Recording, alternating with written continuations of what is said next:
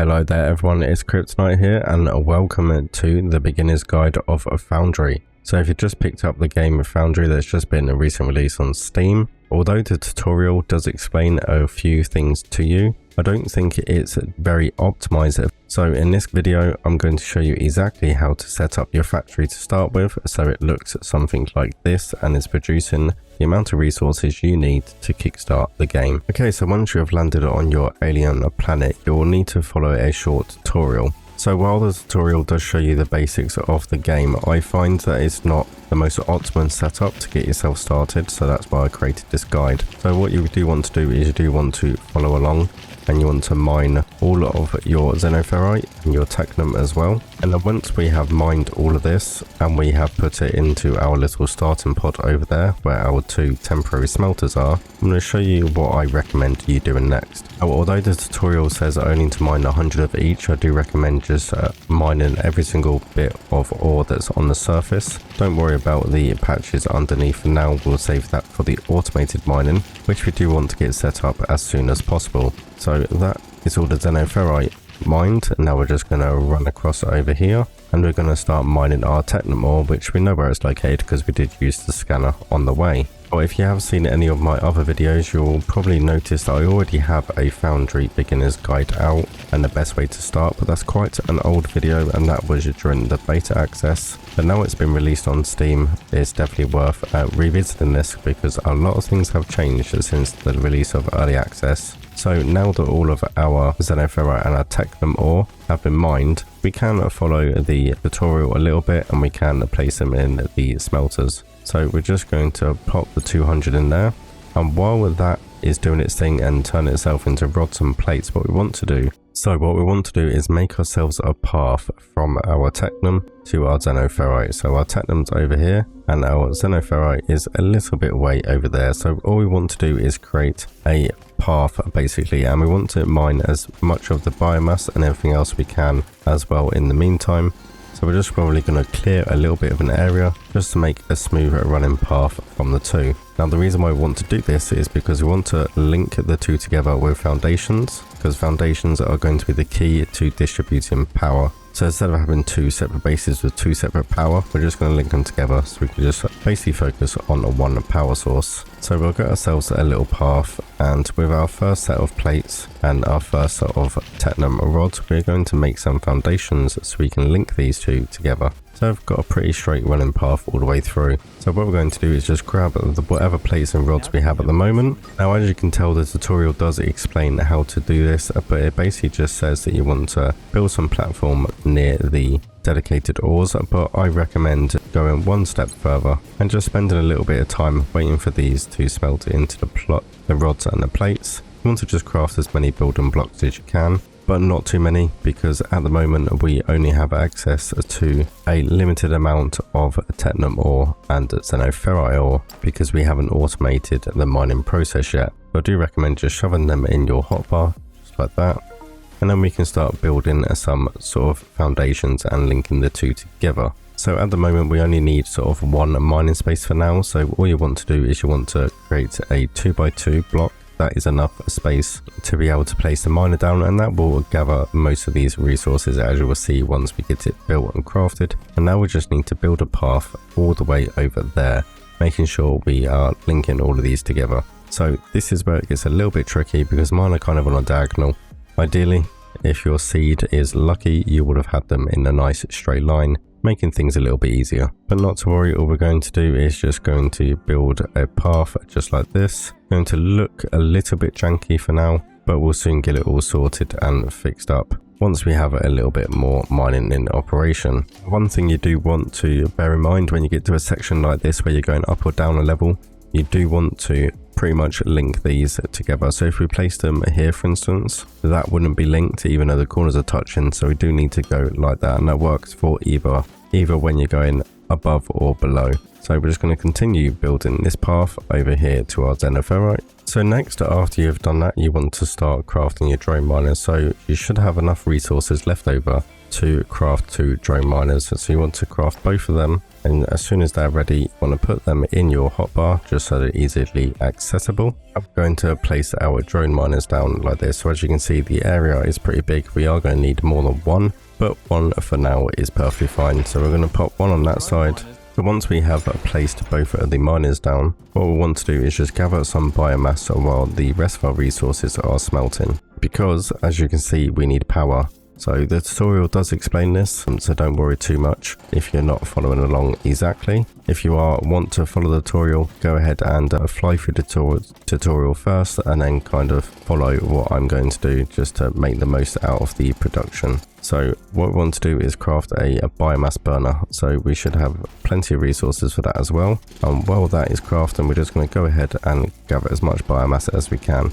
We want to aim for 100 biomass because that will fully fill up the biomass burner. So we have 102. Now we can place this biomass burner anywhere on this foundation and it will link both of the miners. So we're just going to pick a nice little spot. I reckon over here will do for now. I'm not too bothered about placement at the moment because it will all kind of be moved and we'll build sort of around it anyway. So another little tip is you can either go into the managed inventory and drag and drop it into it, or for ease of access, just click this button here. It will automatically deposit all. So the next part is a key part. So what we want to do is, now the miners are doing what they're supposed to be doing, we want to go and collect the rest of our resources that have been smelting, and we want to build some smelters. Because although these little smelters are pretty handy to have to start with, they're not the most efficient. It's a 2-to-1 ratio, and the smelters are a lot better ratio than that. Now the smelters do take a little bit more room. As you can see, they do a 2x3x2 sort of the size of them, so we will need to expand our little foundation a little bit more, and we will need some more resources. So you might just have to spend a little bit of time if you were unlucky like me and had to use quite a few foundations to link the two together. That's the only downside with having it diagonal, is you do use quite a few more. But we can just grab the resources from the miners and we can put them into these smelters temporarily, and we can just quickly do that, wait for them to smelt, and we should have enough to just expand our foundation a little bit so we can get our smelting underway. I have got some spare blocks, so what I might do is just expand this out a little bit more, and I'll probably do a little section here and expand that out, and I'll do the same the other side as well, just to make enough room for the smelters. So once we have our foundation sorted, we want to be able to craft a couple of smelters. Now the tutorial does say to craft 1 smelter and place it, but I recommend crafting 2, 1 for each resource, just to speed up the process. We want to get the smelters crafted and placed as soon as possible because it will just speed up the process and just make everything run a bit smoother. So we want to get them placed down as quickly as possible. So we're going to face the panel towards us, we're going to pop a smelter there. So now we have our smelters all up and running. The tutorial will explain that we need loaders and conveyor belts. Now it does say to craft 2 loaders and 20 conveyors, but what you want to do is you want to craft 4 of these loaders. So we'll craft 4 of the loaders, and it says we need 20 conveyor belts. You don't necessarily need 20 conveyor belts, but to complete the task I do recommend just crafting 20 anyway, because you will need to complete the task. So that's an easy way to do that. So we just make sure you put everything in your hotbar to start with, just because it makes it easier to go ahead and build it. So the loaders, it doesn't exactly explain the best way to use the loaders or how to use them properly, in fact. But what you want to do is you can, if you point it towards, it will automatically snap. Or if you want, you can automatically rotate it by using R as well.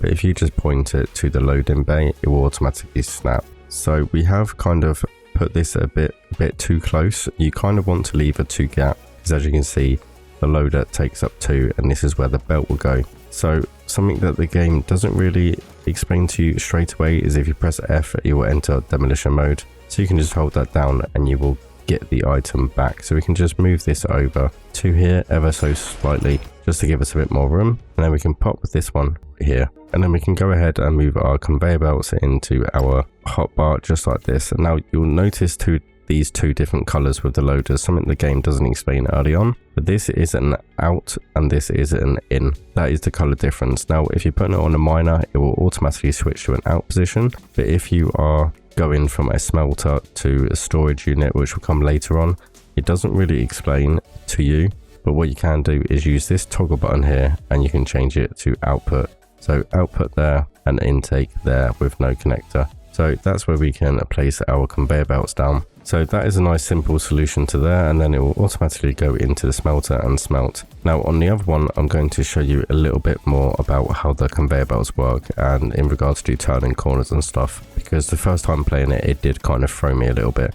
So I've kind of set this one up slightly differently to showcase this, as I definitely think it's something worth mentioning. So we're going to put a loader here, and we're also going to put a loader over here. So when it comes to the belts and turning corners, it's not something that's kind of explained and it's not exactly simple. But for instance, we can drag the conveyor belt to here, or if we wanted to drag it to there, we think that we can just place it here and it will automatically make a corner. Well, as you can see, it doesn't. So we need to delete that one and delete that one. And now when we get our conveyor belt, what we can do is when we orientate it to the right direction, to the one in front, it will automatically turn into a corner. So that's how you do the corners in regards to this. Now the next task in the tutorial is to place 4 smelters. Now what I recommend doing is crafting a few more foundations. The reason why you want to build a few more foundations is because you want to build a platform literally all the way around your ores. Because the most optimum way to do this, because you are going to need a lot of plates and a lot of rods to start and to make other things. So if we go into the crafting, for instance,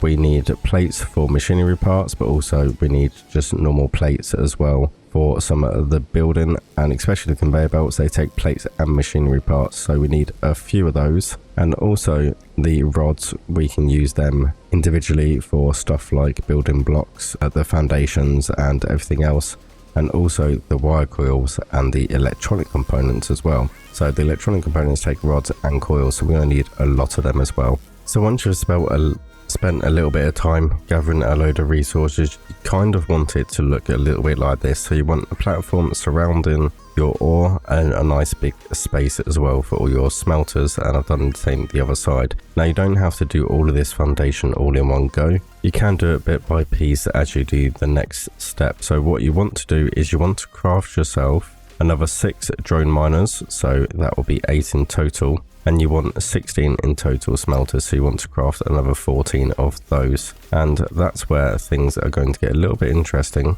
and we're going to start moving stuff. So we're going to grab our resources out of here, and we're going to start placing our miners down. So basically you probably want to rearrange this one as well, but the ideal setup is to have 4 in every side. So you've got 1 here, and we will have 1 over here, 1 over here, and also 1 here as well. So what we can do is press Shift and F, and that will enter bulk demolition mode, and we can just click here, we can select all of this over here again, and we can change the height. So I want to select all of this and just go delete. So I haven't got enough space in my inventory for this one, so we'll probably have to make some. So we'll get rid of that one, and then we can place it back down over here, and that there will pretty much cover this whole area. So you want to replicate this over the other side as well. And now we're going to get all our smelters. So we need 8 for each side. That is the most optimum amount of smelters we're going to need for the start. Now a bit further on in the game, sort of after the tutorial,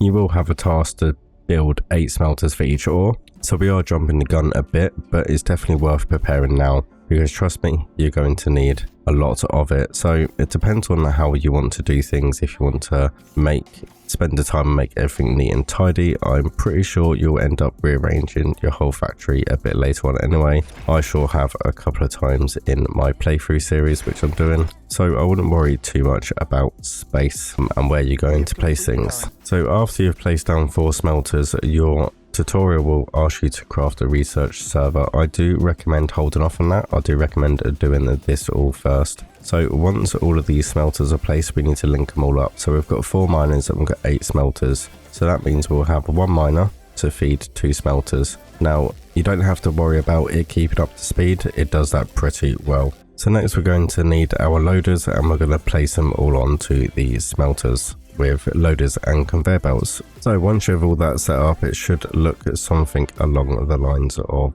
this. So as you can see, we've got our 4 miners, we've got our 8 smelters either side like so. Now you'll probably find that you are pretty much using your max output of power Now upgrade power is a little while away as of yet, so what we want to do is build another biomass burner, and then we want to put some biomass in that as well. You might have to go ahead and to just harvest a few more plants to get some biomass, and then from there you can kind of carry on with the tutorial and build the research center. So if we head over here, we can see that it is strained, so you probably need a couple of these. So let's have a look and see what we have. So we are using 2 megawatts of power, so we probably are going to need about 4 biomass burners for this. So as I said, it is a little bit power hungry, but trust me, it is definitely 100% worth it. So with all our biomass burners now full, as we can see, exactly 4, we are using maximum manpower. So you do need 4 biomass burners, and this will basically run all of this. Now it's only been running for a few minutes, so let's see what resources we have. We've got 26 in each of these, so we're already well on our way to producing plenty of rods and plates. So once you have placed your research server, what you want, well, the ideal place to place the research server is a smack bang in the middle. Now that is because you will need science packs to be able to research stuff, and that takes machinery parts and technum rods. So you will need some of the xenoferrite and the technum, so putting it in the middle is the ideal placement for now. So the main things you want to research after you have to research the emergency beacon, what you want to do is you want to go straight for the assembler, and after the assembler you want to do the burner generator.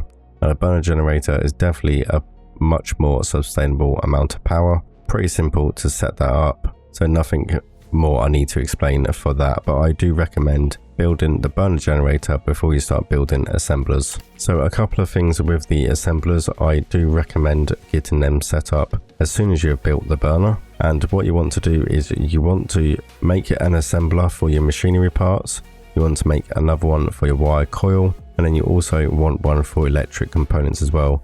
I do recommend highly getting these 3 in production as soon as possible, because you're going to need a few of them.